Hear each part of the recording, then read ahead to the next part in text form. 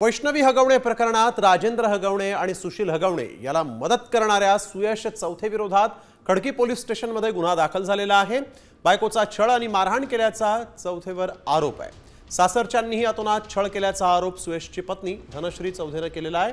राजेंद्र आणि सुशील हगवणे यांना पळून जाण्यासाठी सुयश आणि संतोष चौधे यांनी आपली थार गाडी दिली होती। इतकंच नव्हे तर सुयश चौधे आणि संतोष यांनी त्यांच्या क्रेटा गाडीला लाल दिवा लावून मुळशीमध्ये ते फिरवत होते।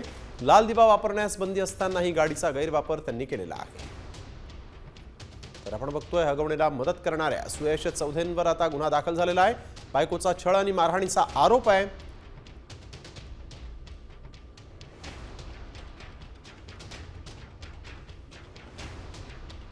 मारहाण करायचे, पैसे घेऊन ये म्हणायचे माहेराकडनं आणि मुलगी झाली म्हणून पण त्यांनी छळ केला। मुलीची कोणती फी पण भरली नाही त्यांनी।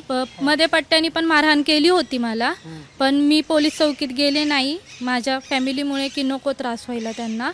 ब्लॅक मॅजिक करायच्या त्या सासूबाई, सासरे पण इन्व्हॉल्व असायचे। सासरे शिव्या द्यायचे, त्यांची पण नजरदृष्टी काही चांगली नव्हती। आहेत माझ्याकडे प्रूफ, मी दिलेले आहेत सगळे प्रूफ पोलीस चौकीत, पण माझ्याकडनं कुठलंच म्हणजे मला कुठलाच हे भेटलेला नाहीये, न्याय भेटलेला नाहीये कुठूनच। पोलिसांनी पण हेल्प केलेली नाहीये मला। 30 लाखासाठी माझं असं मुंडकं पूर्ण बेसिनमध्ये घालून मला मारलं होतं की तुझ्या मम्मीला फोन कर आणि 20 लाख रुपये घे म्हणून।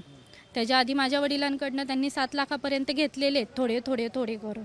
गाडी घ्यायची, फिरायचं पोरींना घेऊन। ब्लॅक फिल्मिंगची गाडी होती, आतमध्ये बसलेलं कोण दिसत नाही। सासऱ्यांचे शिवीगाळ चालू, एक सोबत दोघं शिवीगाळ करायचे, मारहाण करायचे। त्यांना मुलगा पाहिजे होता, मुलीचा काहीच खर्च त्यांनी आतापर्यंत केलेला नाहीये। जे काही फीज असेल किंवा तिची ट्युशन फी इवन दर महिन्याला 150-1,500 रुपये होती, ती सुद्धा माझी मम्मी मला पाठवायची।